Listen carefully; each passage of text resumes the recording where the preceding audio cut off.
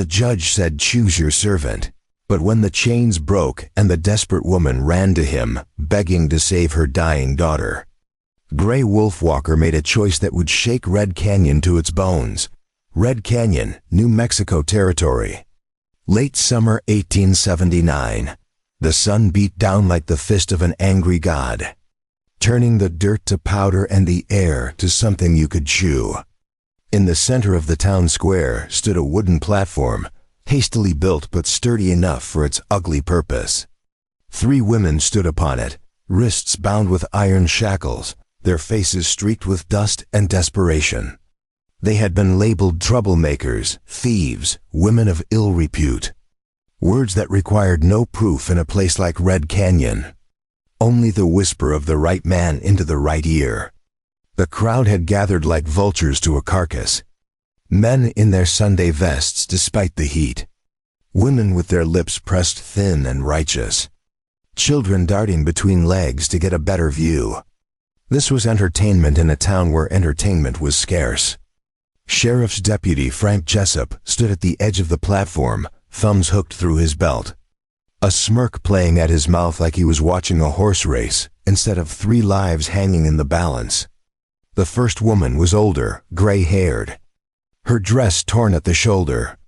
She had been accused of stealing bread from the general store, though everyone knew her husband had died in the mines and left her with nothing. The second was younger, barely 20, accused of soliciting, though no man had come forward to name himself as customer. The third woman stood differently from the others. Her chin was not bowed. Her eyes, though red-rimmed and exhausted, held a fire that had not yet been stamped out. Her name was Lydia Winslow. She had run the stagecoach station at the edge of town with her late husband until 6 months ago, when he had been trampled by a spook team of horses.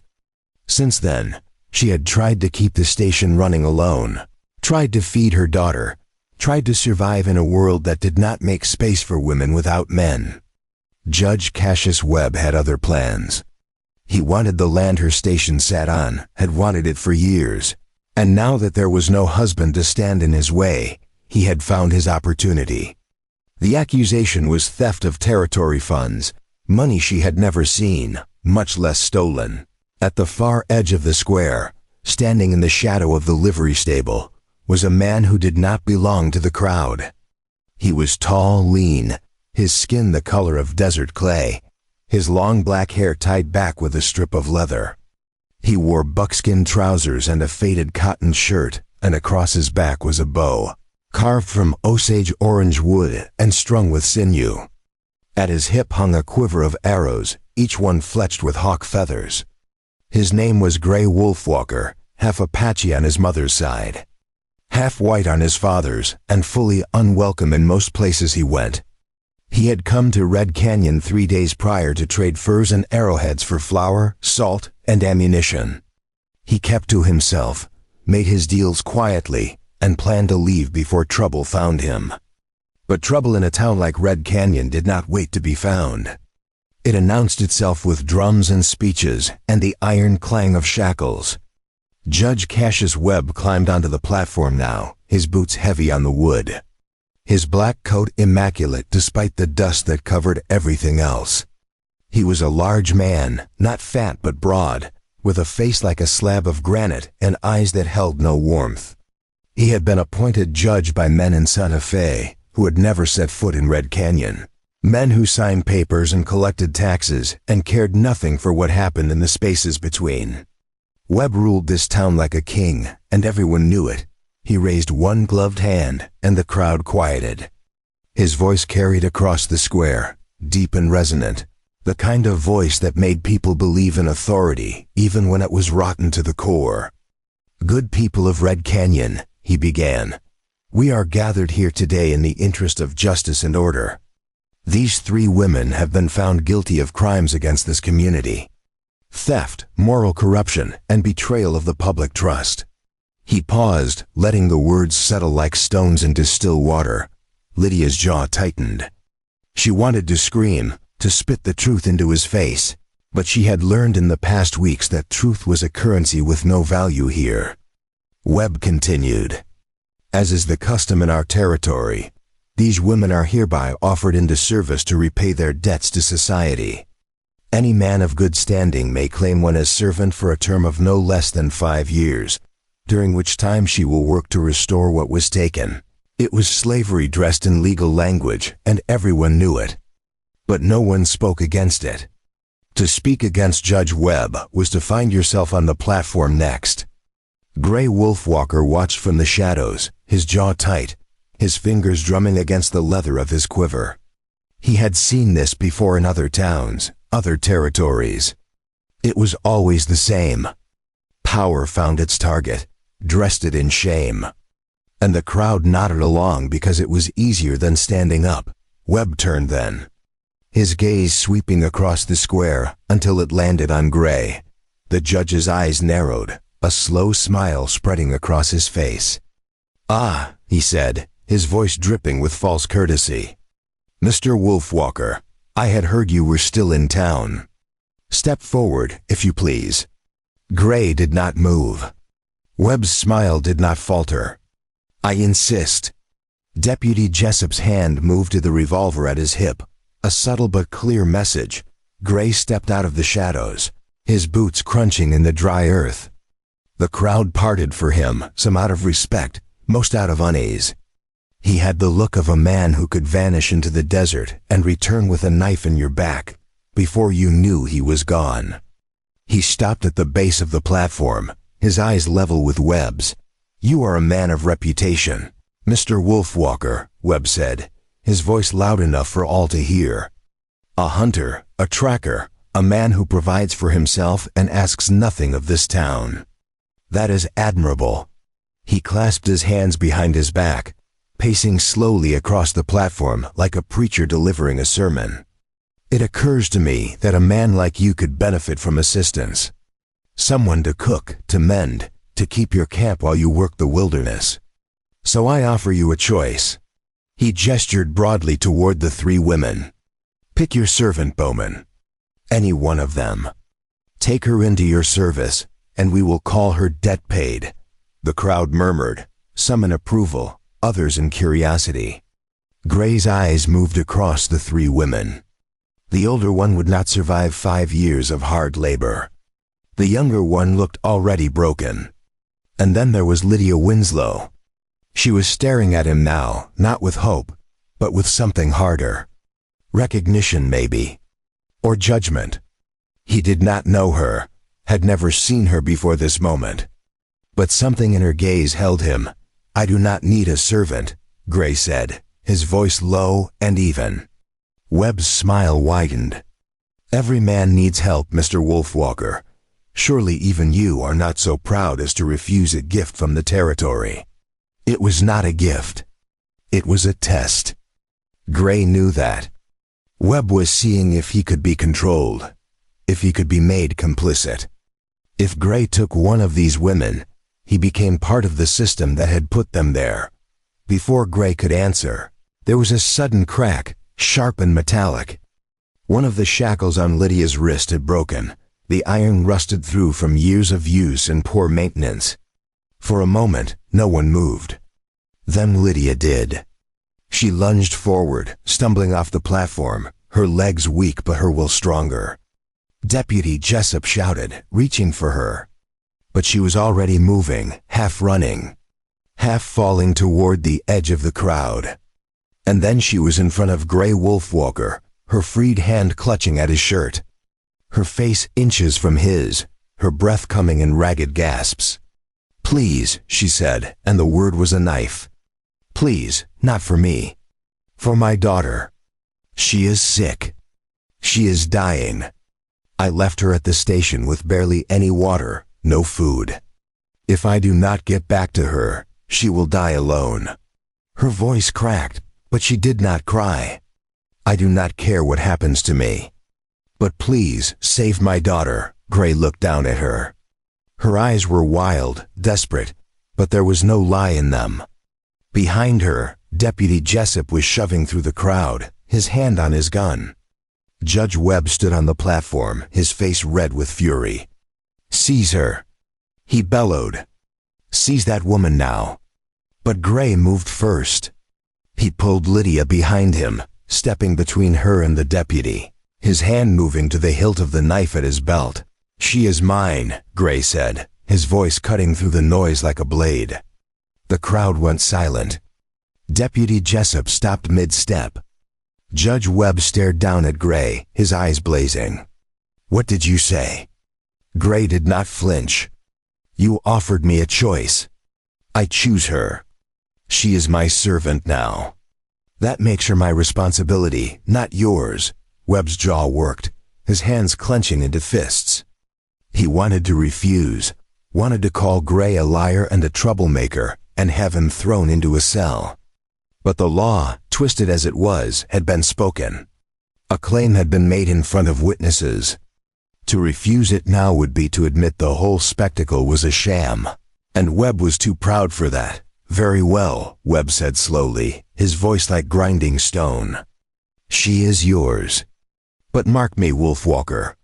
If she does not fulfill her term of service, if she flees or fails in her duties, you will answer for it. Her debt becomes your debt. Do you understand?" Gray nodded once. "I understand." Webb gestured sharply to Jessup. "Release her. Let the half-breed take his prize." Jessup removed the remaining shackle from Lydia's wrist, none too gently, and shoved her toward Gray. She stumbled, but Gray caught her arm, steadying her. He did not look at her. He looked at Webb. "Her daughter," Gray said. "Where is she?" Webb's smile returned, thin and cruel. "At the old stagecoach station, 2 miles east. If she is still breathing." He turned away, dismissing them both with a wave of his hand. Gray led Lydia through the crowd, his hand firm on her arm, not as a captor but as a guide. The people watched them go, silent now, unsure of what they had just witnessed. When they reached the edge of the square, Gray released her and turned to face her fully for the first time. "Can you ride?" he asked. Lydia nodded, her throat tight. "Then we ride now." No time to waste. He led her to the livery where his horse waited, a sturdy Appaloosa mare with a spotted coat and intelligent eyes. He swung into the saddle and reached down, pulling Lydia up behind him. She wrapped her arms around his waist, holding on as he spurred the horse forward, out of Red Canyon, into the open desert where the sun blazed and the horizon stretched endlessly. They rode in silence, the wind hot against their faces, the horse's hooves drumming a steady rhythm against the hard-packed earth. Lydia's mind raced, her heart pounding not from fear but from hope, fragile and desperate. She did not know this man, did not know why he had chosen her, why he had stood between her and the deputy's gun. But she knew one thing. He was riding toward her daughter, and that was enough. Gray's thoughts were quieter but no less heavy.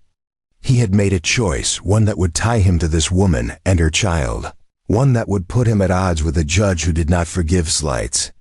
He did not know why the little girl's face had flashed in his mind when Lydia begged him, why her desperation had cut through the walls he had spent years building.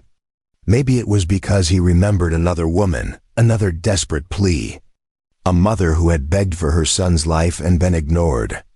Ahead, the stagecoach station came into view. A low adobe structure with a sagging roof and a well that had run dry years ago. Gray pulled the horse to a halt, and Lydia was off before he could dismount, running toward the door, calling out a name. "Ivy, Ivy, baby, I am here." Gray followed, his hand resting on the bow across his back, his eyes scanning the area out of instinct. The door was ajar, hanging crooked on its hinges. Inside, the air was stifling, thick with heat and the smell of sickness. In the corner, on a thin bedroll, lay a small girl, no more than 6 years old, her skin pale and damp with fever, her breaths shallow and rattling. Lydia dropped to her knees beside her, gathering the child into her arms, rocking her, whispering words that were half prayer, half lullaby. Gray stood in the doorway, watching. The girl's eyes fluttered open, glassy and unfocused. She looked at her mother, then past her at Gray. For a moment, their eyes met. The girl's lips moved, but no sound came out. Then her eyes closed again, and her head rolled against her mother's shoulder. Lydia looked up at Gray, tears streaming down her face now, all the strength she had held on to finally breaking. "Please," she whispered again. "Please help her." Gray stepped inside, kneeling beside them. He placed a hand on the girl's forehead, feeling the fire burning beneath her skin. He had seen fever like this before. It could kill in days if left untreated. But he also knew the desert, knew the plants that grew in the hidden places. The roots and leaves that could break a fever if prepared right. "There is a plant," he said quietly, "that grows near water sources. I can find it. But we need to cool her down first, and she needs water." Lydia nodded frantically. "The well is dry. I have been giving her what little I had left." Gray stood, moving to the door. "There is a spring half a day's ride north. I will go. You stay with her, keep her as cool as you can. I will be back before nightfall." Lydia grabbed his wrist, her grip desperate. "You will come back?" Gray looked down at her, his gray eyes steady and unreadable. "I will come back," he said. And then he was gone, the sound of hooves fading into the distance, leaving Lydia alone with her daughter and a promise from a stranger. She held Ivy close, whispering into her hair, praying to a God she was no longer sure listened. Outside, the sun continued its slow burn across the sky. And somewhere in the desert, a man with a bow and a half-formed sense of duty rode toward a spring that might save a little girl's life. Gray Wolfwalker rode north through terrain that would kill most men without mercy. The desert here was not the romantic wasteland of dime novels. It was a living thing with teeth, testing every creature that dared cross it. Rattlesnakes coiled beneath creosote bushes, their scales blending perfectly with the sand. Buzzards circled overhead, patient as death itself. The sun had climbed to its highest point, turning the air into something that shimmered and distorted, making distant mesas look like they were breathing. The Apaloosamare knew this land almost as well as Gray did. She picked her path carefully between rock clusters and dried arroyos, her nostrils flaring to catch any scent of water on the wind. Gray had ridden this route twice before, once tracking a wounded elk, another time pursuing raiders who had stolen horses from a Navajo camp 20 miles west. The spring he sought was hidden in a narrow canyon, fed by snowmelt that traveled through underground limestone channels from mountains so far north, they were just purple shadows on the horizon. He thought about the woman he had left behind, Lydia Winslow, kneeling beside her dying daughter in that abandoned station. He had not asked her story, had not needed to. Her desperation had told him everything that mattered. Judge Webb wanted her gone, wanted her land, and was willing to destroy her piece by piece to get it.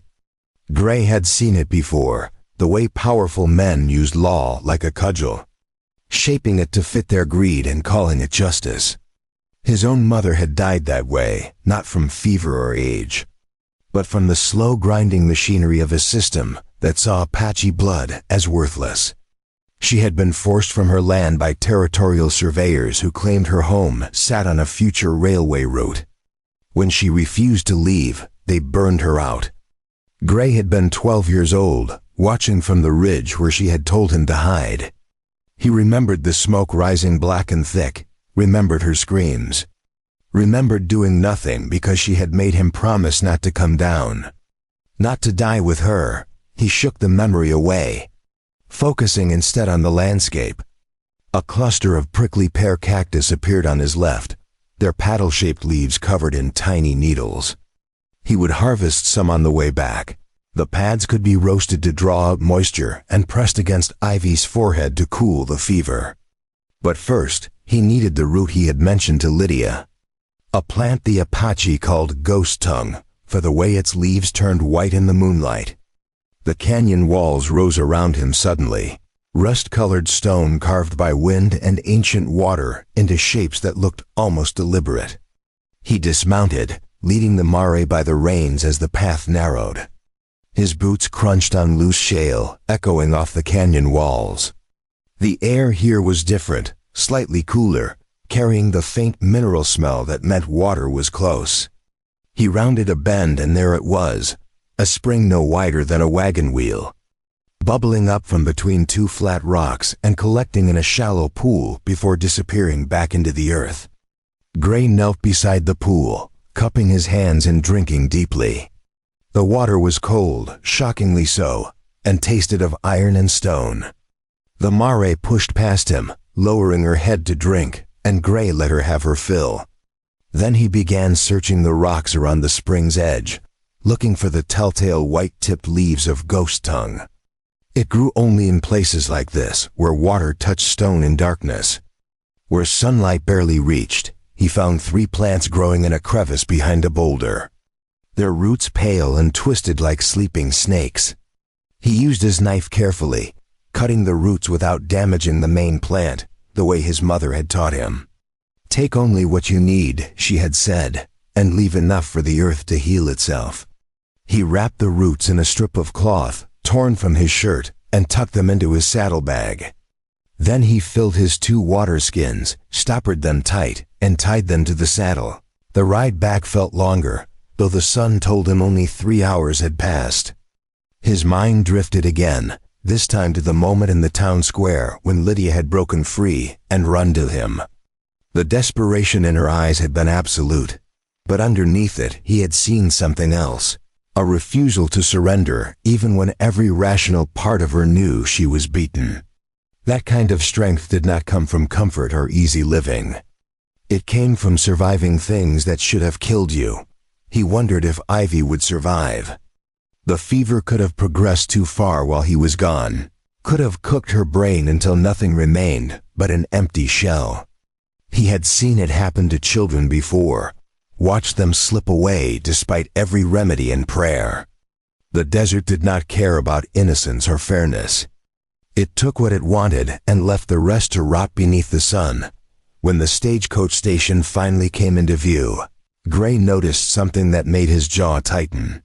There were fresh horse tracks in the dirt, 3 sets, leading right up to the station door and then circling around back. Someone had come while he was gone. He urged the mare into a faster trot, his hand moving instinctively to check the knife at his belt. He dismounted quickly, tying the reins to a post that leaned at a dangerous angle. The door was still ajar, exactly as he had left it, but the silence felt wrong. He pushed the door open fully, stepping inside with his knife drawn. The room was dim after the brightness outside, and it took his eyes a moment to adjust. Lydia was exactly where he had left her, kneeling beside Ivy on the bedroll. But she was not alone. Standing against the far wall were 2 men, both wearing the dusty clothes of ranch hands, both armed. One held a rifle loosely in the crook of his arm. The other had his hand resting on the revolver at his hip. Between them stood a third figure, smaller, better dressed. Deputy Frank Jessup smiled when he saw Gray, the same smirk he had worn in the town square. "Well now," Jessup said, his voice smooth as oil on water. "The half-breed returns. I was beginning to think you had run off, left your new servant to fend for herself." Gray did not lower his knife. "What do you want, Jessup?" The deputy pushed off from the wall, strolling closer with the casual confidence of a man who believed himself untouchable. "Judge Webb sent me to deliver a message. He wants to make sure you understand the terms of your arrangement. Mrs. Winslow here is your responsibility now, as is her debt to the territory. That means any failings on her part become your failings." Lydia had not looked up, her attention fixed entirely on Ivy, but Gray could see the tension in her shoulders, the way her hands trembled slightly as they stroked her daughter's hair. Jessup continued, circling the room like a predator evaluating prey. "Now, the judge is a reasonable man. He understands that mistakes happen, that servants sometimes prove unsuitable for their duties. So he authorized me to offer you an alternative." He stopped, turning to face Gray directly. You can return the woman to Red Canyon, nullify the claim, and walk away clean. No debt, no obligation, no trouble. No, Gray said. The word hung in the air like smoke. Jessup's smile did not falter, but something shifted behind his eyes. You might want to reconsider, Wolfwalker. That little girl there, she does not look long for this world. When she dies, and she will die, her mother will be useless to you. Grief does that to women, makes them weak, careless. You will be stuck with a broken servant and a debt you cannot pay. Gray took a step forward, and both ranch hands straightened, their hands moving to their weapons. Gray stopped, but his voice dropped lower, harder. I said no. The woman and her daughter stay with me. Your judge got what he wanted, a public display of his power. Now he can leave us alone. Jessup studied him for a long moment, then shrugged. Suit yourself. But when this goes wrong, and it will, do not say you were not warned. He nodded to the two ranch hands, and they filed out, their boots heavy on the packed dirt floor. Jessup paused in the doorway, looking back one last time. One more thing. Judge Webb wanted me to remind you that the nearest doctor is in Santa Fe, 3 days hard ride from here. Even if you left now, even if you rode day and night, that girl would be dead before you made it halfway. Just thought you should know. Then he was gone, and the sound of 3 horses departing faded into the distance. Gray crossed the room quickly, kneeling beside Lydia. Ivy looked worse than when he had left. Her skin had taken on a grayish tint, and her breathing had become more labored. Each exhale a wet rattle that spoke of fluid in her lungs. Lydia looked up at him, her eyes red but dry. He is right, is he not? She is dying. Gray pulled the wrapped roots from his saddlebag. Not if I can help it. He moved to the small stove in the corner, a rusted iron box that barely functioned. He built a fire using dried mesquite branches he found stacked outside, coaxing the flames to life with practiced efficiency. While the fire grew, he took one of the water skins and poured water into a dented tin pot. When the water began to steam, he added the ghost tongue roots, carefully shaving thin slices with his knife and dropping them into the pot. The liquid turned pale green, and a sharp, bitter smell filled the room. Lydia wrinkled her nose. What is that? Gray stirred the mixture with a stick. Medicine. My mother's people used it for fevers. It will not taste good, but if we can get it into her, it will help. He let the mixture boil for several minutes, then removed it from the heat and let it cool just enough that it would not burn. He brought the pot to Lydia, along with a clean cloth he had found in his pack.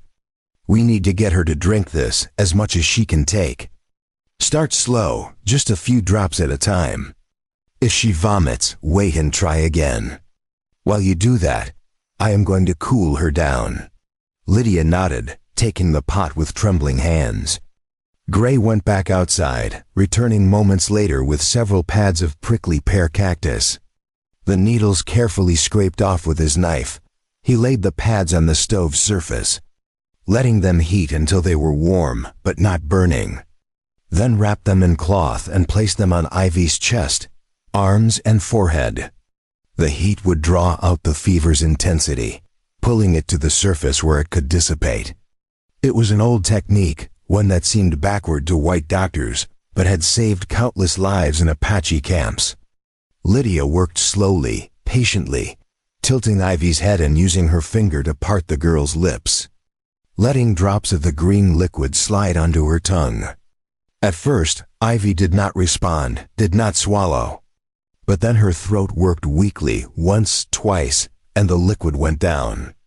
Lydia's hands shook harder, but she kept going drop by drop, trusting this stranger's knowledge because she had nothing else left to trust.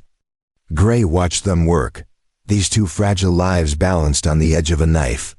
He thought about Jessup's words, about how the girl would die and Lydia would break and everything would collapse. The deputy had said it with such certainty, as if the future were already written. But Gray had learned long ago that the future was not written. It was fought for, bled for, carved out of hostile earth, one painful inch at a time. Hours passed. The sun moved across the sky, its light shifting through the gaps in the station's roof, painting slow-moving bars of gold across the dirt floor. Ivy's breathing did not improve, but it did not worsen either, and in a situation like this, that counted as progress. Gray stepped outside periodically to check the perimeter, looking for signs of Jessup's return or any other unwelcome visitors. Each time he returned, Lydia was still there, still patient, still fighting. As evening approached, Gray shot a jackrabbit that had been foolish enough to wander close to the station. He skinned and cleaned it quickly, then roasted it over the fire. The smell of cooking meat filled the room, and for the first time in days, Lydia's stomach growled audibly. Gray handed her a portion, and she ate without speaking, tearing into the meat with desperate hunger. When they had both eaten, Gray finally allowed himself to sit. Before we jump back in, tell us where you're tuning in from, and if this story touches you, make sure you're subscribed, because tomorrow I've saved something extra special for you. His back against the wall, his eyes on the small girl lying so still on the bedroll. "Tell me about her," he said quietly. Lydia looked up, surprised. Then she set down the bone she had been gnawing and wiped her hands on her dress. "Her name is Ivy. She is 6 years old, born in spring during a thunderstorm so loud it shook the walls. She loves horses, loves to watch them run. She can name every constellation in the night sky because her father taught her before he died." Her voice caught, but she pushed through. "She is brave. Braver than I have ever been. When the judge's men came to evict us, she stood on the porch and told them they had no right. She is 6 years old, and she looked a grown man in the eye and called him a coward." Lydia smiled, a small broken thing. "She has her father's spine, thank God. I would have crumbled weeks ago without her." Gray nodded slowly.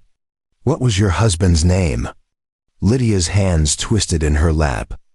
Daniel Winslow. He was a good man, a fair man. He ran the stagecoach station with honesty, never cheated a customer, never turned away someone in need. That is why Judge Webb hated him. Daniel would not sell him the land, no matter how much Webb offered, no matter how much he threatened.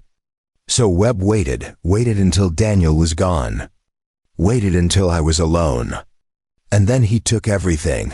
She looked at Gray, really looked at him.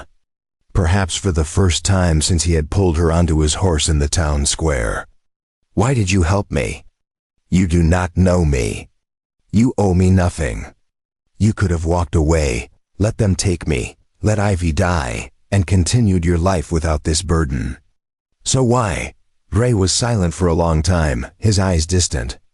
When he finally spoke, his voice was low, almost too quiet to hear. "Because someone should have helped my mother, and no one did." Lydia did not press for more. Some stories were too heavy to carry into words. Instead, she turned back to Ivy, dipping the cloth in cool water and pressing it to her daughter's forehead. Outside, the desert night descended fast and cold, stars appearing in numbers that defied counting.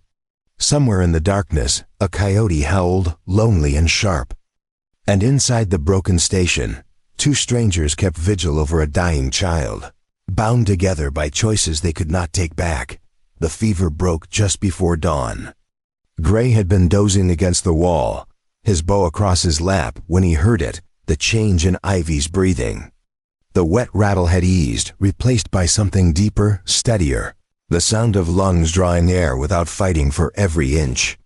He opened his eyes to find Lydia staring at her daughter with an expression caught between disbelief and terror, as if she were afraid that acknowledging the improvement might somehow reverse it. Ivy's eyelids fluttered, then opened slowly. Her eyes were clearer now, no longer glassy with fever, though exhaustion still pooled in the shadows beneath them. She looked at her mother, then at Gray, confusion creasing her small forehead. "Mama." Her voice was barely a whisper, raw from days of delirium. Lydia let out a sound that was half sob, half laugh, pulling Ivy into her arms and holding her so tightly the girl squeaked in protest. "Easy, baby, easy. You have been very sick." Gray stood, his joints protesting after a night spent on the hard floor. He moved to the water skin and poured a cup, bringing it to Lydia. "Small sips only. Too much too fast will make her vomit." Lydia nodded, her hands shaking as she held the cup to Ivy's lips. The girl drank greedily at first, then coughed, water dribbling down her chin. Lydia pulled the cup back, wiping Ivy's mouth with the edge of her sleeve.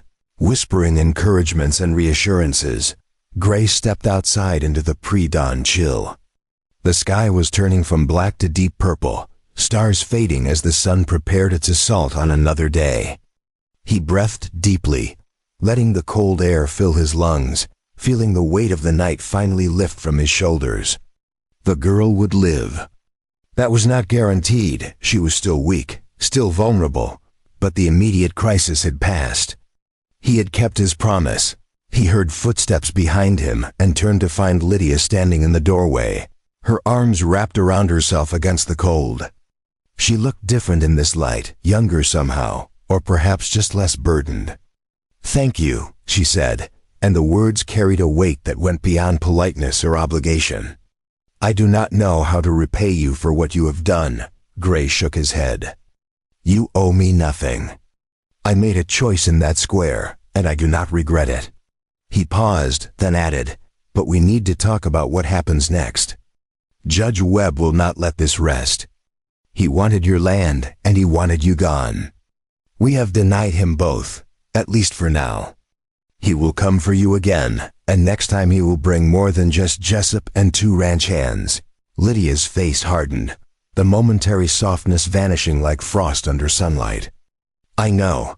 I have known since the day Daniel died that Webb would not stop until he had taken everything. But I will not give him the satisfaction. I will not hand over the land my husband died for, not without a fight." Gray studied her for a moment. "You cannot fight a judge. Not directly. He has the law on his side, corrupt as it is. He has money men, influence. What do you have?" The question was not cruel, just practical. Lydia met his gaze without flinching. "I have the truth. I have witnesses who know I never stole those territorial funds, who know Webb manufactured the charges to get what he wanted. I have the original deed to this land, signed and sealed, hidden where he cannot find it. And now," she paused, something fierce flickering in her eyes, "I have someone who stood between me and a deputy's gun when they had every reason to walk away." Gray turned back to face the desert, watching the sun begin its climb over distant mesas. The truth does not matter if no one will listen. And deeds can be burned or forged or lost in convenient fires. As for me, I am one man with a bow. That will not be enough when Webb decides to move against you in force." Lydia stepped closer, close enough that he could smell the wood smoke that clung to her hair. "Then what do you suggest? That I run? Take Ivy and disappear into the territory? Spend the rest of our lives looking over our shoulders?" Gray was quiet for a long moment.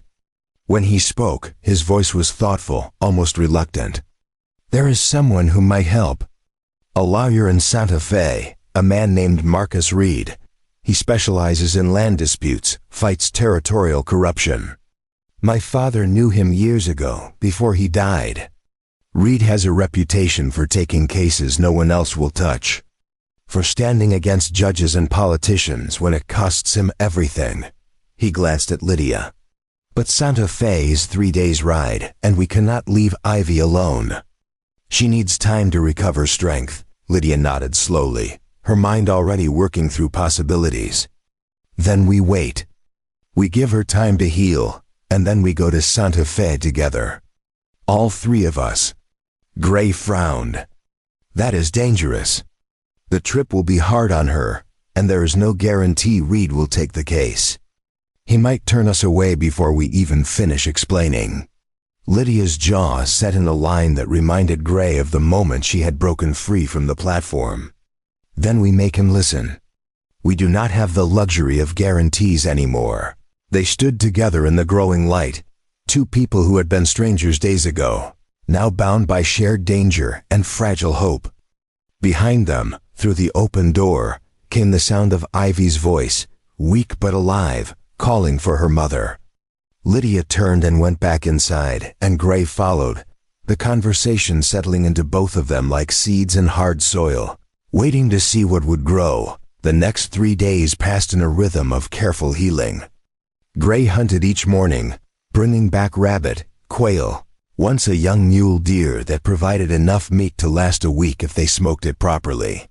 He taught Lydia how to prepare the meat for smoking, how to build the right kind of fire that gave smoke without flame, how to recognize when the meat had cured enough to keep without spoiling. Lydia, for her part, began to reclaim the station from the neglect that had consumed it during Ivy's illness. She swept the floors, patched holes in the roof using scraps of wood and tar paper Gray scavenged from an abandoned homestead 5 miles south. She found the well pump behind the station, rusted and seized, and spent an entire afternoon working it loose with grease rendered from deer fat until water, brown at first but clearing with persistence, flowed again. Ivy grew stronger each day, her color returning, her appetite awakening with a vengeance that made Lydia laugh for the first time in months. The girl followed Gray everywhere when she had the strength, watching him work with the quiet intensity of someone memorizing every detail. She asked him questions in her small, serious voice. Why do you use a bow instead of a gun? How do you know which plants are safe to eat? Can you really track a man across bare rock? Gray answered patiently, more patiently than he had ever answered anyone. He showed her how to read tracks in the dust, how to tell the age of scat, how to listen to the desert silence and hear the stories it told. Lydia watched these exchanges from the doorway, her expression unreadable, but something in her posture had softened, some defensive wall beginning to lower. On the 4th evening, as Gray was returning from checking his snares, he spotted a rider approaching from the east. His hand went immediately to his knife, but he recognized the horse before he recognized the rider. It was a roan gelding, distinctive for the white blaze down its face, and it belonged to a man Gray had met twice before, a Navajo trader named Hosteen Yazzie who traveled the territory selling blankets, silver work and information. Yazzie pulled his horse to a stop 20 feet from the station, his weathered face creasing into a smile that did not quite reach his eyes. Gray Wolfwalker, I had heard you were keeping company in strange places these days. Gray approached slowly, keeping his hands visible. Yazzie, what brings you out this way? The older man dismounted, groaning as his joints protested. I am getting too old for this, riding all day like a young fool. But I thought you should know. Judge Webb has put a price on your head. The words hung in the air like smoke. Gray felt his stomach tighten. How much? Yazzie pulled a folded paper from his saddlebag and handed it over. It was a warrant, printed on official territorial paper, bearing Judge Webb's seal at the bottom. Gray Wolfwalker, wanted for abduction, theft of territorial property, and conspiracy to defraud. Reward, $200, dead or alive. Gray read it twice, his jaw working. This is a lie. He gave me the woman legally, in front of witnesses. This is revenge, nothing more. Yazzie nodded slowly. Of course it is. But lies printed on official paper have a way of becoming truth, especially when the man printing them wears a judge's robe. Webb has sent riders to every town within 100 miles. Bounty hunters will be coming, Gray. Hard men who care nothing for truth, only for gold. Lydia had appeared in the doorway, Ivy peeking out from behind her skirts. She saw the paper in Gray's hand, saw the expression on his face, and understood immediately. He is not giving up, is he? Gray folded the warrant and tucked it into his coat. No, he is escalating. This changes things. We cannot wait for Ivy to heal completely. We need to leave for Santa Fe now, tonight if possible. Yazzie cleared his throat. I cannot help you openly, Gray. I have family, trading partners, people who depend on me. If Webb learns I aided you, he will destroy everything I have built. Gray nodded, expecting nothing different. But the trader continued, however, I can tell you that there is a canyon 20 miles northwest of here, a place the Spanish called Canyon de los Muertos. It has water, shelter, caves where you could hide for weeks if needed. And I can tell you that I will be traveling west for the next month, far from Red Canyon, and if anyone asks where I saw you, I will say you were headed south toward Mexico. Gray met the older man's eyes, seeing the risk he was taking, even in this small deception. Thank you, my friend. Yazzie climbed back onto his horse, wincing again. Do not thank me yet. Just survive. The territory needs men who stand against judges like Webb, even if it costs them everything. He turned his horse and rode away, heading west as promised, leaving Gray standing in the fading light with a warrant in his pocket and decisions pressing down like stones. He returned to the station to find Lydia already packing, moving with efficient urgency. She had fashioned a sling from blankets to carry supplies, had filled every container they had with water from the newly working pump. Ivy sat on the bedroll, her small face pale but determined, understanding without being told that they were leaving, that danger was coming. We cannot go to Canyon de los Muertos, Lydia said without looking up from her work. If Webb has sent riders in all directions, hiding will only delay the inevitable. We need to reach Santa Fe, reach this lawyer you mentioned, and we need to do it before the bounty hunters close in. Gray started to argue, then stopped. She was right. Running to ground might buy them days, maybe weeks, but it would not solve anything. They needed to attack the problem at its root, and that meant getting to Marcus Reed. Then we ride through the night, Gray said. We take only what we can carry, move fast, stay off the main trails. 3 days hard riding, maybe less if we push. Lydia nodded, her hands never stopping their work. Ivy is strong enough. She will have to be. The girl stood up, walking over to Gray on legs that still trembled slightly. She looked up at him with eyes far older than 6 years should hold. I will not slow you down, Mr. Gray. I promise.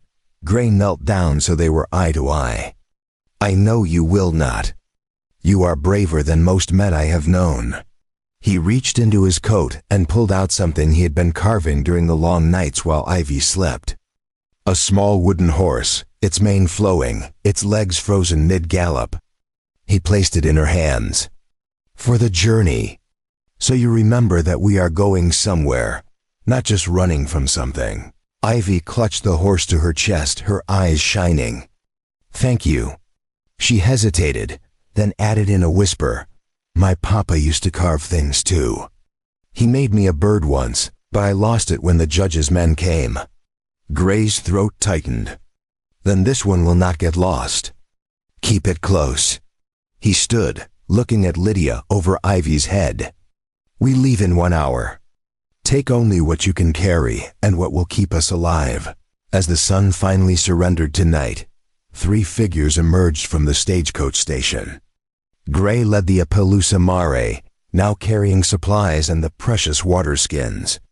Lydia walked beside him, Ivy riding on her back, the girl's thin arms wrapped around her mother's neck. They moved north initially, then cut west, circling away from the most obvious route to Santa Fe, taking a path that would add a day to their journey but might, if they were lucky, throw off anyone following. The desert night closed around them, vast and indifferent. Stars wheeled overhead in their ancient patterns, the same stars that had watched countless others flee across this land, some making it to safety, others disappearing into the darkness forever. Gray did not look back at the station, did not allow himself to wonder if they would survive the days ahead. He simply put one foot in front of the other. his hand resting on the bough across his back, and led 2 lives that had become, without him quite knowing when, worth more than his own, behind them in Red Canyon. Judge Cassius Webb received word that his quarry had fled. He smiled, poured himself whiskey in a crystal glass, and began writing letters to every bounty hunter, marshal, and desperate man within 200 miles. The hunt, he decided, would be magnificent. They traveled through country that seemed determined to kill them. The first day passed without incident, their path winding through arroyos carved deep into red stone, channels that offered cover, but trapped heat like an oven. Ivy rode on the mare now, her small body swaying with the horse's rhythm, while Lydia and Gray walked on either side. The girl had stopped asking when they would rest, had stopped complaining about thirst or hunger. She simply endured, her fingers tangled in the mare's mane, her eyes fixed on the horizon. By the second day, the landscape shifted. They climbed into foothills where juniper trees twisted from rocky soil, their roots gripping stone like desperate fingers. The air thinned, making each breath feel insufficient, and the nights turned cold enough to see their breath crystallize in the starlight. Gray shot a turkey that had been foolish enough to roost within arrow range, and they ate it half-cooked over a fire they extinguished before it could give away their position. It was on the morning of the 3rd day that everything changed. They had just descended from a ridge into a valley thick with pinon pines when Gray held up his hand, stopping them. Lydia froze, her hand instinctively reaching for Ivy. Gray's eyes were fixed on something ahead, his entire body tense as drawn wire. Then Lydia heard it, voices, multiple men, and the sound of horses moving through underbrush. Gray moved quickly, leading the mare off the trail into a dense cluster of pines. He helped Ivy down, his finger pressed to his lips, then positioned himself at the edge of the trees where he could see without being seen. Lydia crouched beside her daughter, her heart hammering so hard she was certain it would give them away. The voices grew louder, closer, and then the riders appeared. There were 5 of them, hard-looking men with rifles slung across their saddles, and the kind of eyes that had seen violence and learned to enjoy it. At their head rode a man Gray recognized, Luther Kane, a bounty hunter who operated out of Albuquerque, known for bringing in his quarry's dead more often than alive. Kane sat tall in his saddle, his beard shot through with gray, a scar running from his left temple to his jaw where someone had once tried to scalp him and failed. "Tracks are fresh," one of the men said. Dismounting to examine the trail Gray had been trying so carefully to obscure. "Maybe 6 hours old, no more." Kane nodded slowly, his eyes scanning the tree line. "Wolfwalker is smart, but he is hauling a woman and a sick child. They cannot move fast, cannot hide well. We will have them by nightfall." Another rider, younger, with a face that had not yet learned cruelty was not strength, spat into the dirt. $200 split 5 ways is not much. "Maybe we should make it 4 ways, lose Jenkins in an accident." Kane turned on him with such speed the young man's horse shied sideways. "You even think that thought again, boy, and I will gut you myself. We split even, we work clean, and we bring them in. I do not care if Webb wants them breathing or bleeding, but we do it professional." The younger man swallowed hard, nodding. The group moved on, following the trail that Gray now realized he had not hidden well enough. The trail that would lead them directly to the stand of trees if they backtracked. Gray waited until the sound of hooves faded completely, then waited longer still. When he finally moved, he did so with grim purpose. "They are tracking us, and they are good. We cannot outrun them, not with Ivy still weak, not on foot." Lydia's face had gone pale. "Then what do we do?" "Fight 5 armed men. You have a bow, Gray. They have rifles." Gray's jaw tightened. "I know. Which is why we are not going to fight them directly." He led them deeper into the pines, moving perpendicular to their original path, no longer trying to reach Santa Fe quickly, but simply trying to survive the next few hours. They climbed higher into the foothills until they reached an outcropping of rock that formed a natural shelter. A shallow cave barely deep enough to keep rain out, but offering a view of the valley below. Gray positioned them inside, then turned to Lydia. "Stay here. Do not make a fire. Do not make noise.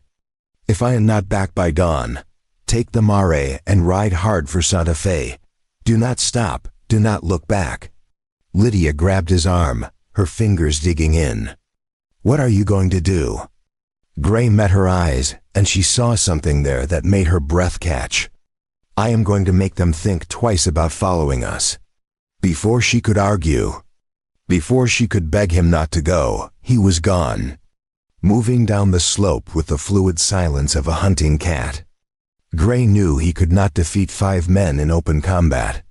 He was skilled, had survived encounters that should have killed him, but he was not invincible.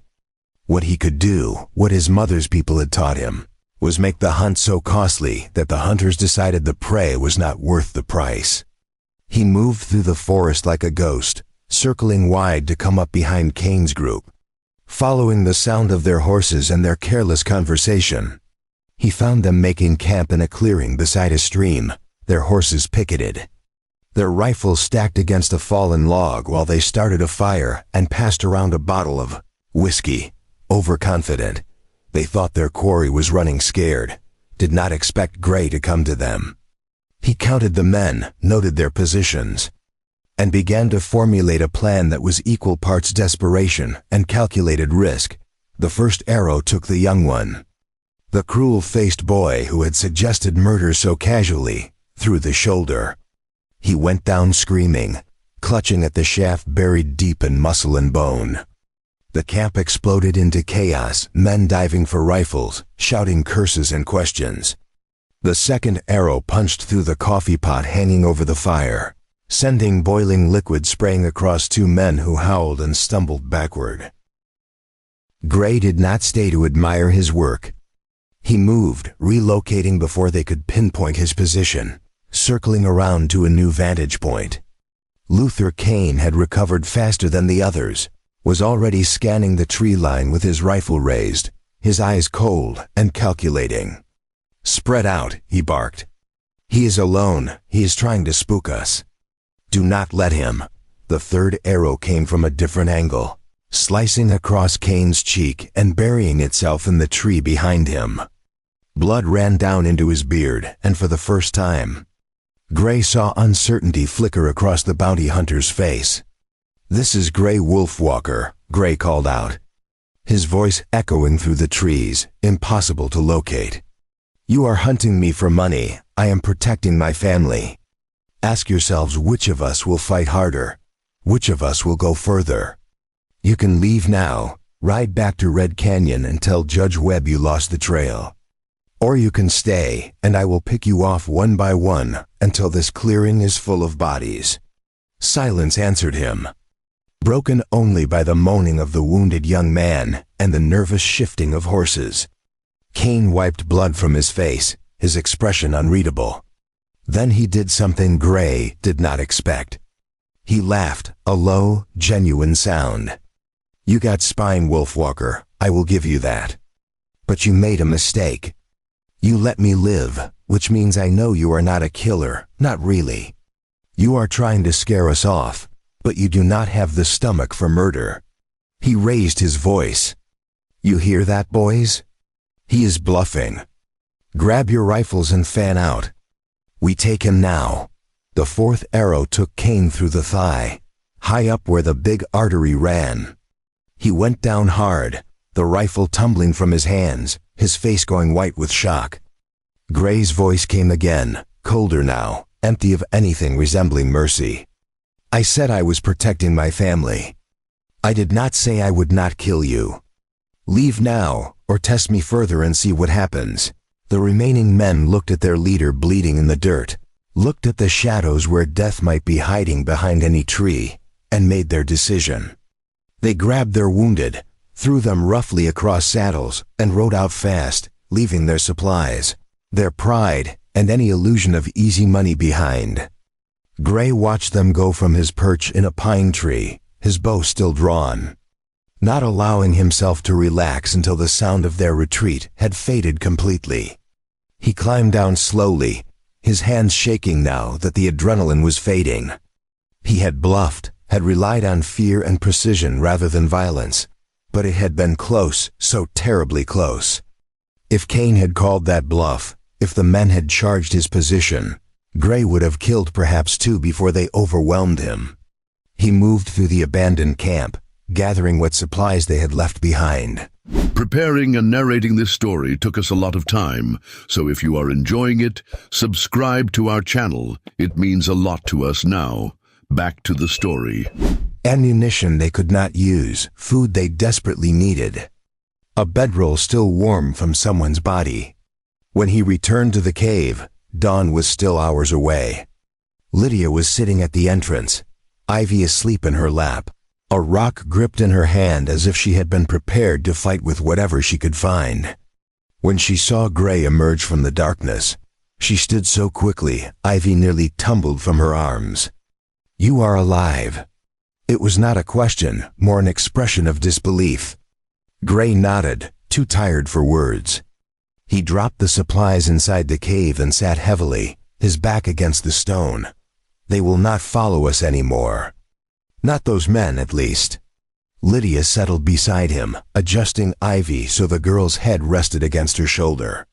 "What did you do?" Gray was quiet for a long moment. "I reminded them that some things are not worth dying for." Lydia studied his profile in the darkness, the sharp lines of his face, the tension that never quite left his shoulders. And if they had not listened? If they had kept coming? Gray turned to look at her, his gray eyes reflecting what little starlight reached into the cave. "Then I would have killed them. All of them, if I could. Because you and Ivy are worth dying for." The words hung between them, too large and too true to dismiss or deflect. Lydia's breath caught, her hand moving unconsciously to rest on his arm. "We have known each other less than a week." Gray's lips twitched into something that was almost a smile. "I have known my horse for 3 years, and I would not die for her. Time is not what matters." Lydia wanted to respond, wanted to say something that would match the weight of what he had just offered, but words felt inadequate. Instead, she rested her head against his shoulder. Just for a moment, just long enough to feel the steady rise and fall of his breathing. They sat like that until the sky began to lighten. Two people who had been strangers and were now something else. Something neither of them had words for yet. When dawn finally broke, washing the valley in gold and pink, they gathered their things and continued toward Santa Fe, moving faster now, driven by the knowledge that Luther Cain would eventually heal, would eventually return, and next time he would bring more men and fewer illusions. The land flattened as they descended from the foothills, transitioning from pine and juniper to scrub brush and alkali flats. The air grew hotter again, drier, sucking moisture from their bodies faster than they could replace it. Ivy was fading, her brief recovery eaten away by the relentless travel, the inadequate food, the constant fear. She no longer asked questions, no longer even looked around with curiosity. She simply existed, clinging to her mother with the last of her strength. On the evening of the 4th day, they saw it, Santa Fe, sprawling across the landscape like a promise or a mirage. Adobe buildings the color of earth, church spires reaching toward heaven. Smoke from hundreds of cook fires rising into the purple dusk. Lydia stopped walking, her eyes filling with tears she had held back for so long they had become part of her. "We made it." Gray nodded, though his expression remained cautious. "We made it. Now comes the harder part, making someone believe us." They entered the city as the sun set. 3 exhausted figures leading a stumbling horse through streets that smelled of cooking meat. Horse manure and humanity pressed together in desperate community. People stared, some with curiosity, others with suspicion, but no one challenged them. Gray led them to a boarding house run by a Mexican woman named Senora Torres, who took one look at. Ivy and ushered them inside without asking for payment. She fed them pozole thick with hominy and pork. Bread still warm from the oven, water that tasted like redemption. Ivy ate slowly, mechanically, then fell asleep sitting upright, her body simply surrendering to exhaustion. Senora Torres carried her to a back room without being asked, tucking her into a bed with clean sheets and a blanket that smelled of lavender. When she returned, she looked at Gray and Lydia with eyes that had seen too much hardship to judge anyone harshly. You are running from something. I do not need to know what. But you cannot stay here long. This is the first place they will look. Gray nodded, grateful for her understanding. I need to find Marcus Reed, the lawyer. Do you know him? Senora Torres's expression shifted, becoming unreadable. Everyone knows Marcus Reed. He's either a saint or a madman, depending on who you ask. His office is on the plaza, above the saddle maker's shop. But be warned, he does not take every case, and he has enemies powerful enough to make your judge look like a schoolyard bully. Gray stood, swaying slightly from exhaustion. Then I will go now tonight. Every hour we wait is an hour they gain on us. Lydia stood as well. I am coming with you. He started to argue, but the look in her eyes stopped him. They had come this far together, and she would not be left behind now. Not when everything balanced on the next few hours. They left Ivy sleeping under Senora Torres's watchful care and walked through Santa Fe's night streets toward the plaza, toward a lawyer neither of them had met, carrying a story so tangled in corruption and desperation that even they were not sure where the truth ended and survival began. Above them, stars wheeled in their ancient dance, indifferent to the small human dramas playing out below. And in a boarding house room, a little girl clutched a carved wooden horse and dreamed of running. Marcus Reed's office occupied the second floor of a building that had seen better decades. The wooden stairs creaked under their weight, each step announcing their presence like a betrayal. At the top, a door stood slightly ajar, lamplight spilling through the gap into the dark hallway. Gray exchanged a glance with Lydia, then pushed the door open fully. The room beyond was chaos given form. Papers covered every surface, stacked in towers that defied gravity, spread across a massive oak desk like fallen leaves, pinned to walls with what looked like railroad spikes. Maps of New Mexico territory hung at crooked angles, marked with notes in cramped handwriting. Law books formed precarious columns that reached from floor to ceiling. And in the center of this organized catastrophe sat a man who looked like he had not slept in a month. Marcus Reed was younger than Gray had expected, perhaps 40. With dark hair going silver at the temples and eyes that burned with the kind of intensity that came from believing in lost causes. He wore a vest over a shirt with ink stains on the cuffs, his collar unbuttoned, his sleeves rolled to the elbows. When Gray and Lydia entered, he did not look up from the document he was reading, merely gestured to 2 chairs buried under more papers. Move those somewhere and sit. I will be with you momentarily. His voice carried the cultured accent of education back east, but roughened by years in the territory. Gray cleared the chairs, stacking papers carefully on the floor, and they sat. Reed continued reading for another full minute, his lips moving silently, then set the document aside and finally looked at them. His gaze was sharp, assessing, taking in Gray's buckskin clothes and Apache features, Lydia's worn dress and desperate eyes. You are running from something. Everyone who climbs those stairs at this hour is running from something. The question is whether you are running from justice or injustice, and whether I can tell the difference anymore. He leaned back in his chair, which protested with a groan. So tell me your story, and do not waste my time with lies. I have heard every variation of the truth that exists, and I can smell deception from across the room. Lydia leaned forward, her hands gripping her knees. My name is Lydia Winslow. My husband owned a stagecoach station outside Red Canyon. When he died, Judge Cassius Webb wanted the land. When I would not sell, He fabricated charges of theft, put me on a platform with other accused women, and offered me as a servant to any man who would claim me. This man," she gestured to Gray, "saved my daughter's life and helped me escape. Now Webb has put a bounty on his head, and we have nowhere else to turn." Reed's expression had not changed during her recitation, but something flickered behind his eyes. Recognition, perhaps, or disgust. Cassius Webb. Of course it is Cassius Webb. That man has spent the last decade turning Red Canyon into his personal fiefdom. And the territorial government pretends not to notice because he keeps the peace and collects taxes on time. He stood abruptly, pacing to the window that overlooked the plaza. I know Webb, argued against him twice in territorial court. Lost both times, not because I was wrong, but because he had bought the judges before I ever set foot in the courtroom. Gray spoke for the first time. Then you know he will not stop. He will pursue us until we are dead or broken, and the law will support him because he is the law in Red Canyon. Reed turned from the window, his face half in shadow. The law is supposed to be a shield for the innocent and a sword against the wicked. But men like Webb have learned to reverse that equation, to make law a weapon against those they wish to destroy. I have spent my career trying to restore the balance, and it has cost me everything.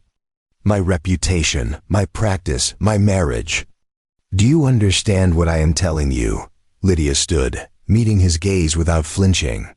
You are telling us that taking our case will bring you nothing but trouble, that fighting Webb is a losing battle, that we should expect nothing and hope for less. She took a breath. But we are here anyway, because trouble has already found us. And a losing battle is still better than surrender. Reed studied her for a long moment. Then the corner of his mouth twitched into something that might have been a smile. Your deed to the property. Do you still have it? Lydia reached into the pocket sewn inside her dress and withdrew a folded piece of paper, yellowed with age but intact. Reed took it, carrying it to his desk where he lit another lamp and examined it closely through a magnifying glass. He checked the seal, the signatures, the date, his fingers tracing the words as if reading Braille. Finally, he set it down and looked up. This is legitimate. Properly registered, properly witnessed. Webb cannot simply take this land through legal channels, which is why he resorted to criminal charges and public humiliation.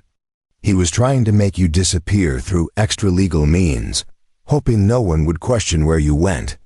Reed began pulling books from his shelves, flipping through them with practiced speed.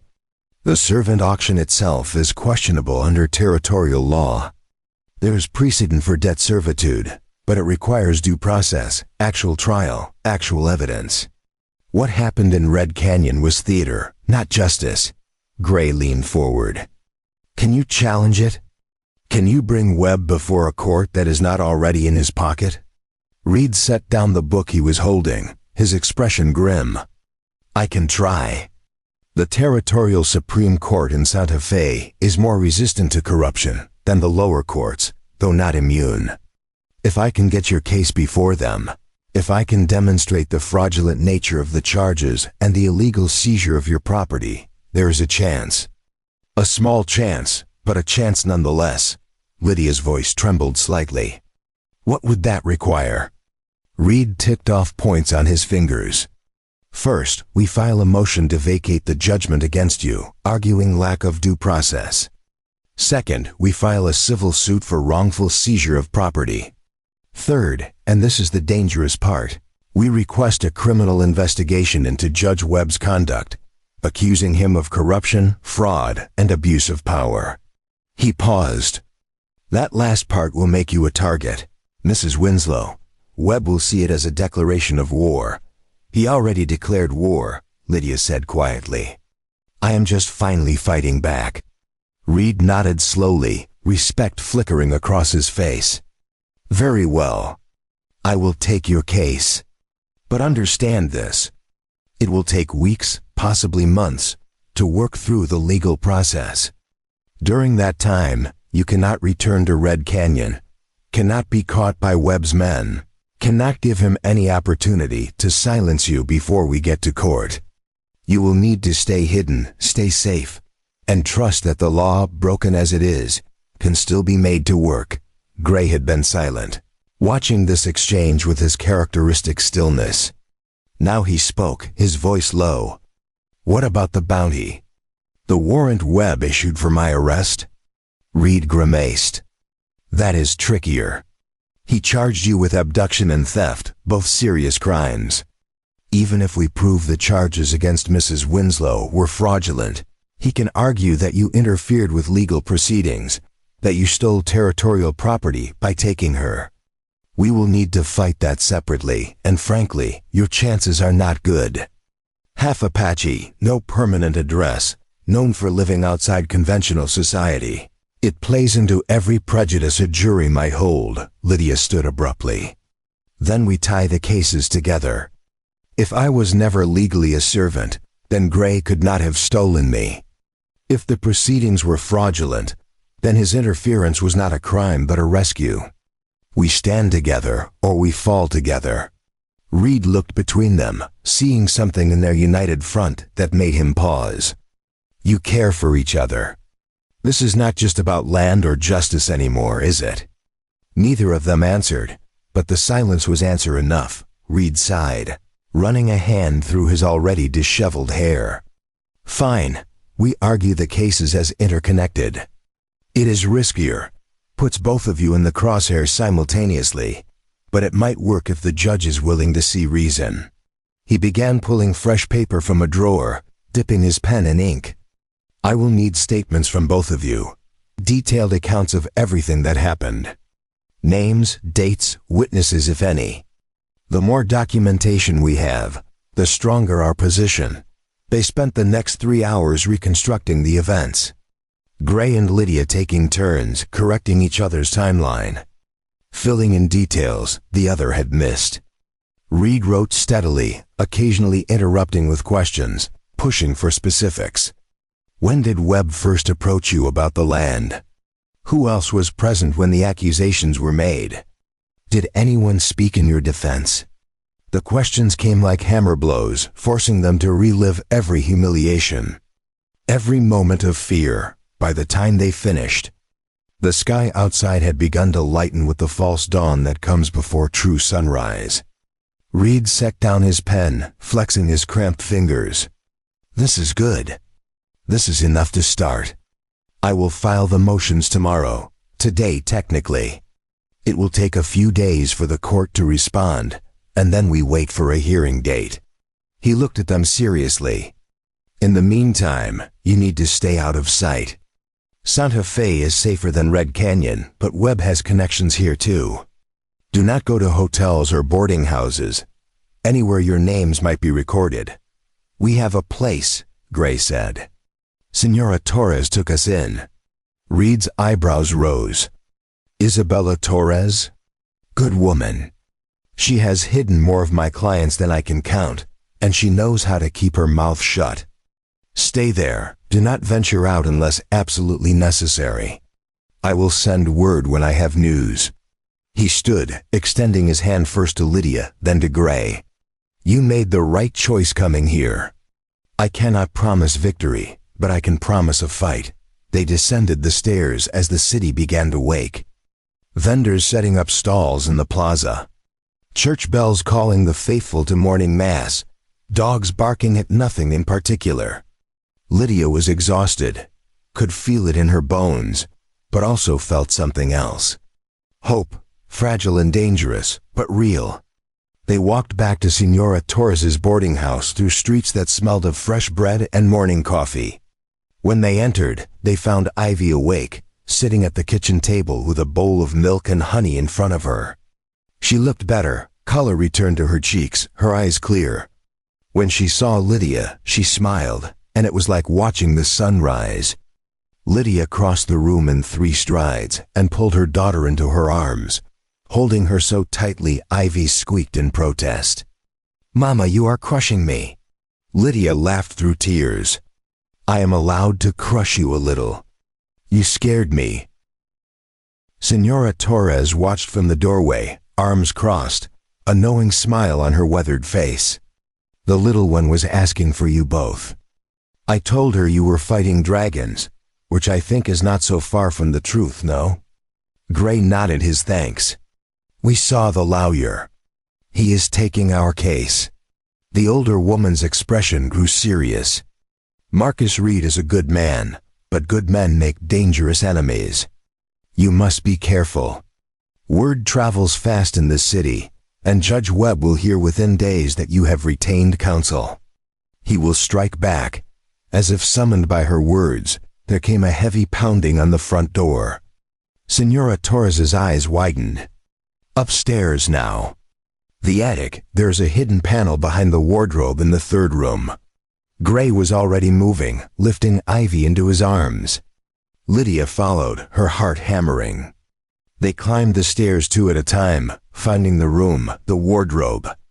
The panel that slid aside to reveal a cramped space, barely large enough for the three of them. They pressed inside, pulling the panel closed, just as they heard the front door open below. Heard Senora Torres's voice raised in indignant Spanish. Heard another voice, male, cold, authoritative. "We are looking for a woman named Lydia Winslow and a half-breed called Gray Wolfwalker. We have reliable information they are in Santa Fe, possibly in this establishment." Gray recognized the voice. Deputy Frank Jessup. Through a crack in the panel, Gray could see into the room beyond. He heard footsteps on the stairs, heard doors opening and closing as Jessup and whoever accompanied him searched the building. Ivy was completely still in his arms, her small hand covering her own mouth, understanding without being told that their lives depended on silence. Lydia's hand found Gray's in the darkness, her fingers intertwining with his, and he squeezed back, a promise that if they were discovered, he would not go quietly. The door to their room opened. Footsteps crossed the floor, boots heavy on wood. Gray could see through the crack as Jessup entered, another deputy behind him. Jessup looked around, taking in the unmade bed, the wash basin still damp from use. His eyes narrowed. He walked to the wardrobe, stood directly in front of it. Gray's hand moved slowly to his knife, every muscle coiled. Then Senora Torres's voice rang out from downstairs. "If you are finished violating my home, deputy, I would appreciate you leaving before I file a complaint with the marshal. I run a respectable establishment, and I do not harbor criminals. You are welcome to search every room, but you will find nothing, and I will send you a bill for the damage to my door." Jessup stood for a moment longer, his hand resting on the wardrobe door. Then he turned and left, his boots echoing down the stairs. They waited in the darkness for what felt like hours, but was probably only 20 minutes. Finally, Senora Torres's voice came, soft but clear. "They are gone. But they will return, and next time they may bring a warrant to arrest me for harboring fugitives. You cannot stay here." Gray pushed the panel open, helping Lydia and Ivy out. His face was grim. "We need to leave Santa Fe. If we stay, we will be caught. And everything Reed is trying to do will be for nothing." Lydia shook her head. "If we run again, Webb wins. He forces us to abandon the case, and he takes everything." Gray met her eyes. "If we stay, we end up in chains or dead. There has to be another way." It was Ivy who spoke, her small voice cutting through the tension. "What about the church?" "The padre at morning mass said the church is sanctuary, that no law can touch you there." The adults looked at her, then at each other. Senora Torres nodded slowly. "The girl is right. San Miguel Chapel, the old mission. Father Domenico follows the old traditions, the ones that say the church is sacred ground, beyond the reach of territorial law. He has sheltered people before, people running from violence or injustice. He will not turn you away." Gray did not like it, did not like being trapped in one place, dependent on another's goodwill. But the alternatives were worse. "How long can we stay there?" The older woman shrugged. "As long as it takes. Father Domenico measures time differently than the rest of us. So as the sun climbed higher and Santa Fe came fully awake, 3 fugitives gathered what little they had and slipped out the back door of a boarding house, heading toward an old mission church where ancient laws still held sway, where sanctuary meant something more than just a word. Behind them, Deputy Jessup was already sending word back to Red Canyon, informing Judge Webb that his quarry had been found and would soon be captured. The pieces were moving into position for a confrontation that would leave some dead and others changed forever. San Miguel Chapel stood at the edge of Santa Fe like a monument to stubbornness, its adobe walls thick as a man's arm span, its wooden vigas blackened by centuries of candle smoke and prayer. Father Domenico was older than the building itself, or so it seemed, his face carved into canyons by wind and time. His hands gnarled but steady as he opened the heavy wooden door and ushered them inside without question. The interior was cool and dark, lit by rows of votive candles that flickered in the draft. Santos lined the walls, wooden saints with painted faces that seemed to watch everything with knowing eyes. The smell of incense and old wood filled the air, and Ivy clutched closer to her mother, awed by the hushed sanctity of the space. Father Domenico led them past the altar to a door hidden behind a faded tapestry depicting the archangel, Michael with his flaming sword. Beyond lay a small room with 2 narrow beds, a table, a basin for washing. This was built when the church was a fortress against Apache raids, the priest said, his English accented with Spanish cadences. Now it serves a different purpose, protecting those who flee from laws made by men who have forgotten God. He looked at Gray with particular intensity. Your people and mine have not always been friends, but here, under this roof, old wars are forgotten. You are safe, Gray nodded, unable to find words adequate for gratitude this profound. Father Domenico placed a hand on Ivy's head in blessing, then departed, leaving them alone in the sanctuary within a sanctuary. Lydia sank onto one of the beds, the accumulated exhaustion of days finally catching up with her. Ivy climbed into her lap, and mother and daughter simply held each other, needing no words. Gray stood at the small window that looked out onto the courtyard, watching shadows lengthen as afternoon surrendered to evening. His mind was turning over possibilities, calculating odds. They had bought time, but time was not the same as victory. Webb would not be content to wait for the legal process to unfold. He would push, would test the boundaries of sanctuary, would find some way to force their hand. 3 days passed in strange suspension. Father Domenico brought them food, simple fare of beans, tortillas, goat cheese. Marcus Reed came on the 2nd day, slipping in through the courtyard after dark, carrying papers that required signatures. The court has agreed to hear the motion, he reported, keeping his voice low. 2 weeks from today. Judge Harrington presiding, and that is good news. He is one of the few territorial judges Webb has not managed to corrupt, but Reed's expression was troubled. Webb has filed counter motions, accusing you of fraud, claiming you forged the deed to the property, claiming Gray is wanted for murder in Arizona territory under a different name. All lies, but damaging lies that will require evidence to disprove. He handed over a sheaf of papers.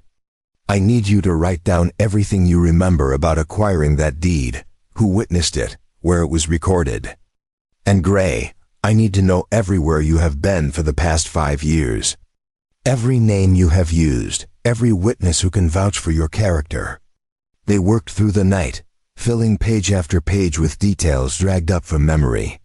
Lydia remembered the clerk who had recorded the deed, a thin man with spectacles who had made them spell their names twice. She remembered the date, June 14, 1877, because it had been their anniversary.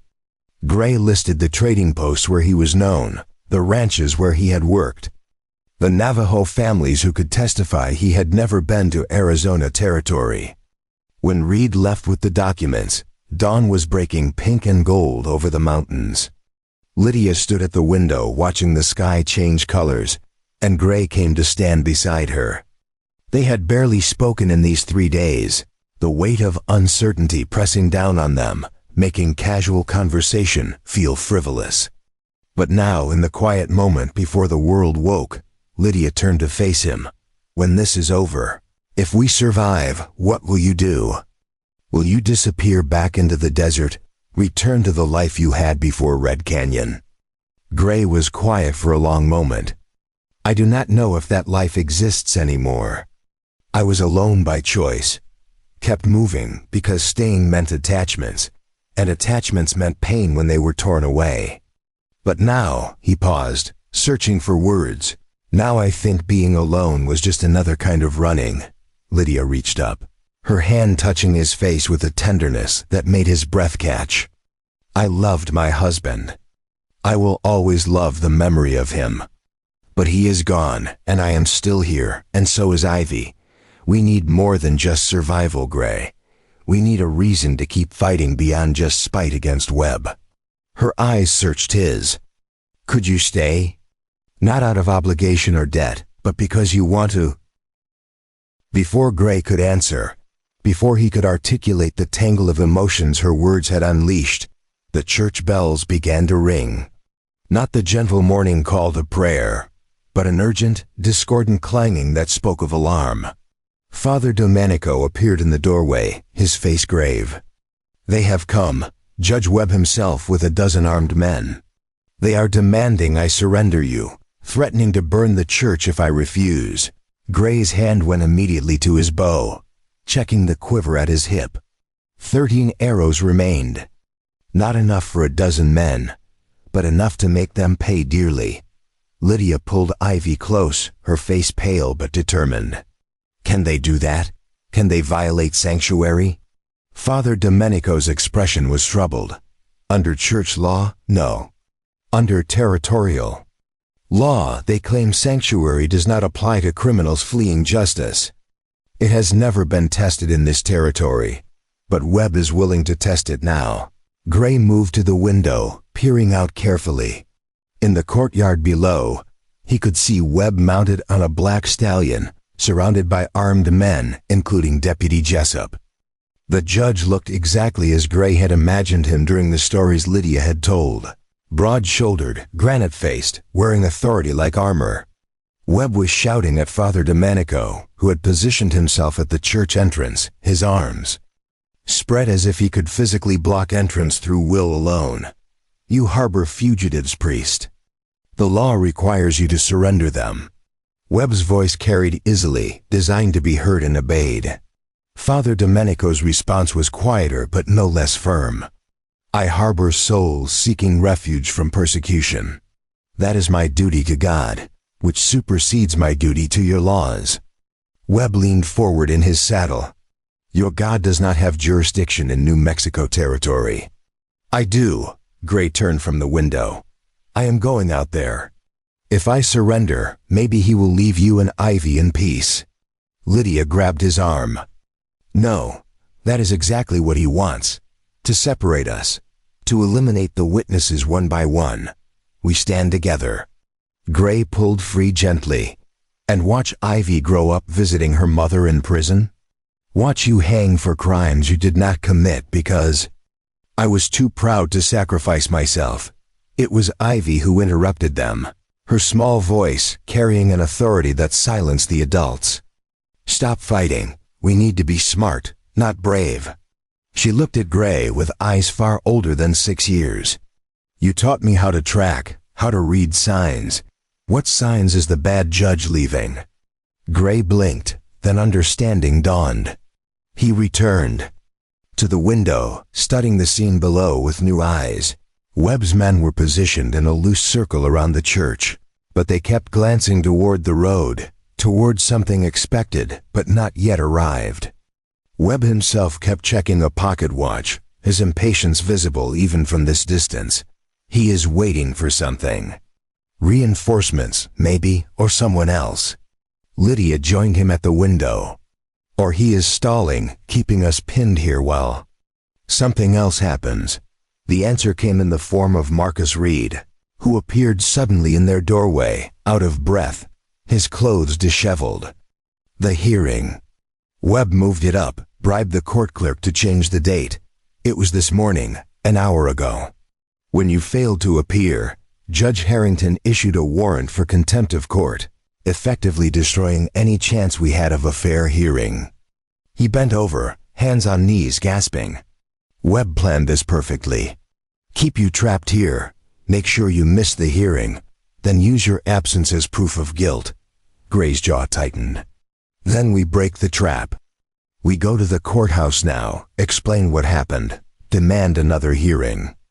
Reed shook his head. There are armed men surrounding this building. You would not make it 10 feet. Lydia paced the small room, her mind racing. Then she stopped, turning to Father Domenico, who had followed Reed upstairs. Father, how many people attend Sunday Mass here? The priest looked confused by the question. Perhaps 200, sometimes more. Why? Because, Lydia said slowly, a plan forming even as she spoke. Webb can threaten 1 priest and 3 fugitives. But can he threaten 200 witnesses? Can he burn a church full of congregants without destroying what little legitimacy he has left? Understanding dawned on Father Domenico's face. You want to use the Mass as protection, force him to back down, or commit an atrocity so public it cannot be hidden. Reed's eyes lit up. That could work. And if we get word to Judge Harrington, explain the circumstances, he might agree to hold an emergency session. Father Domenico nodded. I will send runners to every household, calling them to a special evening Mass tonight. And I will personally deliver a message to Judge Harrington, priest to judge, explaining that his court has been manipulated. He looked at Gray and Lydia. But you must be prepared. If Webb chooses violence over reason, if he decides your deaths are worth the political cost, we may not be able to stop him. The hours until evening Mass crawled by with agonizing slowness. Gray positioned himself where he could watch the courtyard, tracking the movements of Webb's men as they grew increasingly restless. Lydia sat with Ivy, telling her stories from her own childhood, filling their daughter's mind with memories that might need to sustain her through whatever came next. And Father Domenico moved through the church making preparations, lighting every candle, polishing the altar, transforming the building into something that could not be easily dismissed or destroyed. As the sun began its descent, people started arriving. First in 1s and 2s, then in groups. Families in their Sunday clothes despite it being Thursday. Old women with rosaries, young men with uncertain expressions. Shopkeepers and laborers, and the poor who had nothing but still came when their priest called. They filled the pews, standing along the walls when the seats were full, pressing into every available space. Webb watched this gathering with growing alarm, his men shifting nervously as they realized they were now vastly outnumbered. When Father Domenico emerged from the church, he did not speak to Webb directly, but instead addressed the congregation in a voice that carried across the courtyard.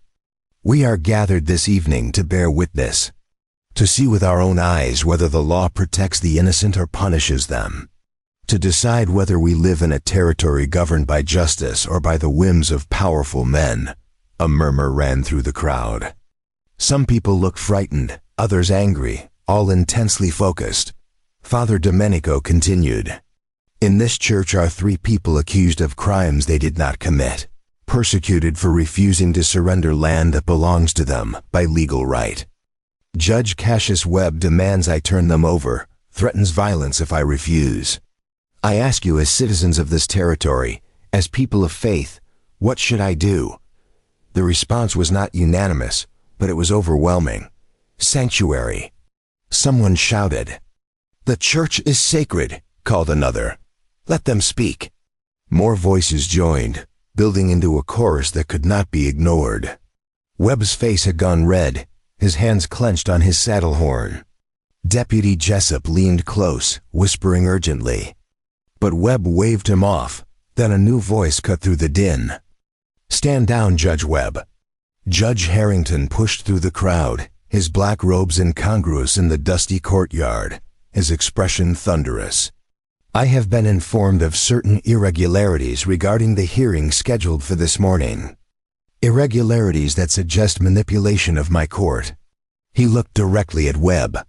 I am hereby ordering an immediate investigation into the charges against Lydia Winslow and Gray Wolfwalker, and I am suspending all warrants pending that investigation. Webb's face went from red to purple.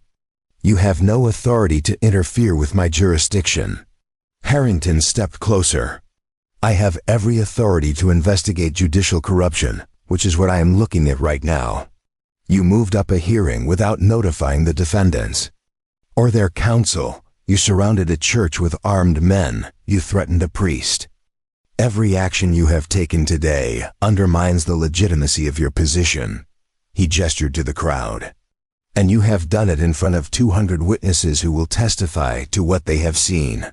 For a long moment, Webb stared at Harrington, calculation flickering behind his eyes. Then he turned that gaze on the church, on the windows where he knew Gray and Lydia watched. His voice when he spoke was low, controlled, but carrying a promise of future violence. This is not over. You have won a delay, nothing more. But mark me, Wolfwalker, Mrs. Winslow, you have made an enemy who does not forgive and does not forget. He wheeled his horse and departed, his men scrambling to follow.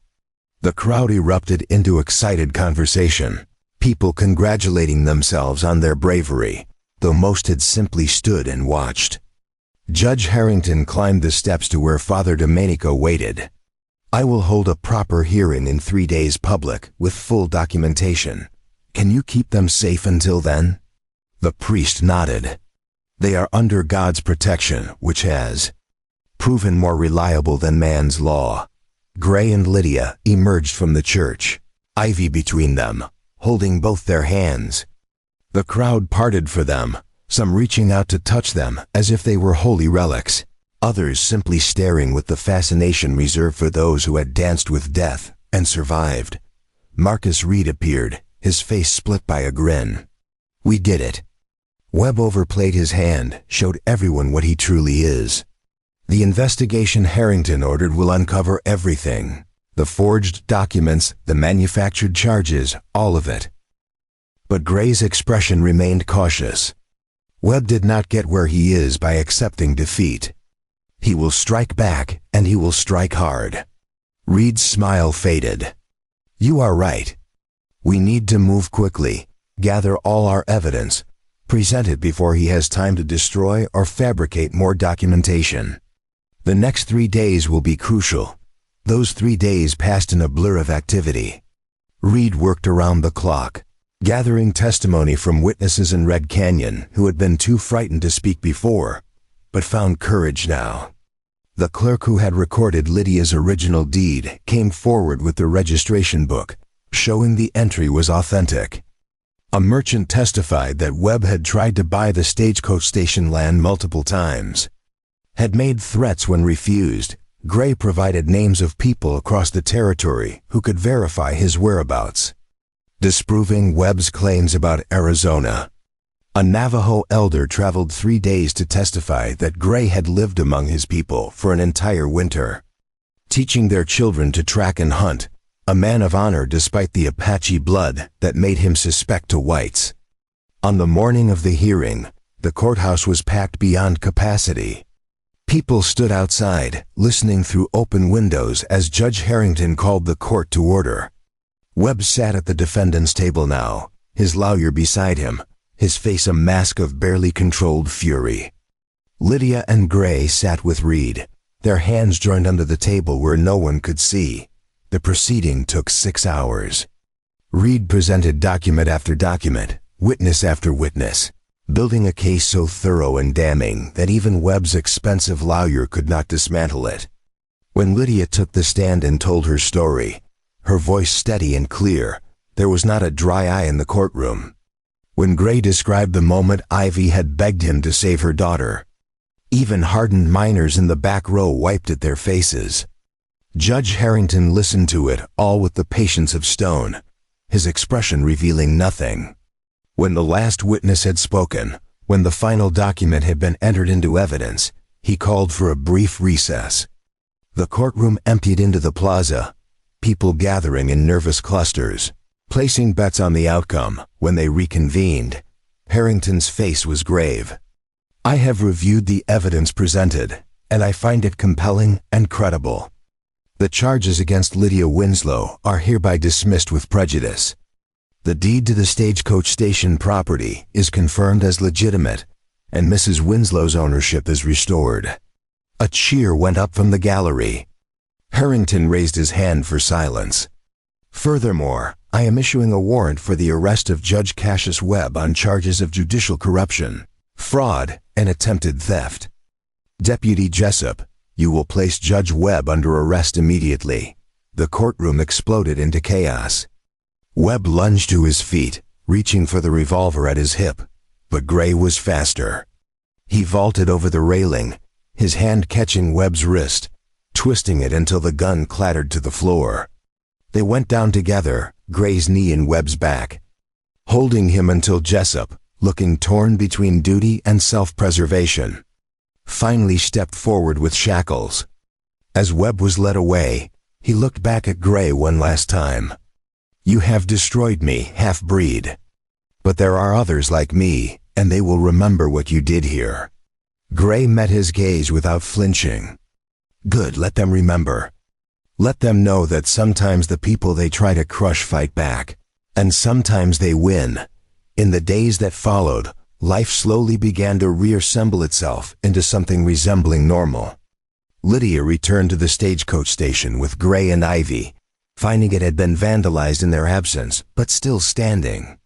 They repaired the damage together, Gray showing Ivy how to mend a roof, Lydia teaching them both how to make adobe bricks. Marcus Reed visited once, bringing news that Webb's trial would begin in the fall, that other victims of his corruption were coming forward now that it was safe. "You started something," he told them. "You showed people that fighting back is possible." Gray looked at the land stretching around them, at Lydia hanging laundry, at Ivy playing with a carved horse in the dirt. "We just wanted to survive," he said quietly. "We just wanted a place to stand on a morning 3 months after the trial." Gray found Lydia standing at the well, looking out at the sunrise. He came to stand beside her, and she leaned into him, natural as breathing. "Ivy asked me something yesterday," she said. "She asked if you were going to stay forever, or if you were just visiting until we did not need you anymore." Gray's throat tightened. "What did you tell her?" "I told her that was your choice to make, but that I hoped you would stay because we do not just need you. We want you." She turned to face him fully. "I love you, Gray Wolfwalker. I love how you protect without possessing, how you give without demanding return. I love that you saw us when the whole world looked away. And I think, if I am not mistaken, you might love us too." Gray cupped her face in his hands, his thumbs brushing her cheeks. "I have spent my whole life moving, afraid that staying would mean losing. But I have already lost so much time I could have had with you. With Ivy, I am done running." He kissed her then, soft and certain. A promise sealed not with words, but with the kind of commitment that cannot be spoken. Only lived, they married quietly 3 weeks later. Father Domenico officiating in the small church that had sheltered them. Ivy stood as witness, her wooden horse clutched in one hand, her other hand holding the edge of Gray's coat. When the priest asked if anyone objected, the congregation, filled with people from Red Canyon who had found their own courage watching these 3 fight for survival, erupted into applause years later when people asked Ivy Winslow how her parents met. She would smile and say her mother had run to a stranger and begged him to save her daughter's life, and he had done something even harder. He had stayed. The Stagecoach Station prospered under their joint stewardship. Gray's reputation as a tracker and hunter brought clients. Lydia's management skills kept them profitable, and Ivy, growing tall and fierce, learned both her mother's determination and her father's wilderness wisdom. On the wall of their home, carved deep into wood, were 4 words that summarized everything they had survived and everything they had become. Sometimes home chooses you. Up next, you've got two more standout stories right on your screen. If this one hit the mark, you won't want to pass these up. Just click and check them out. And don't forget to subscribe and turn on the notification bell so you don't miss any upload from us.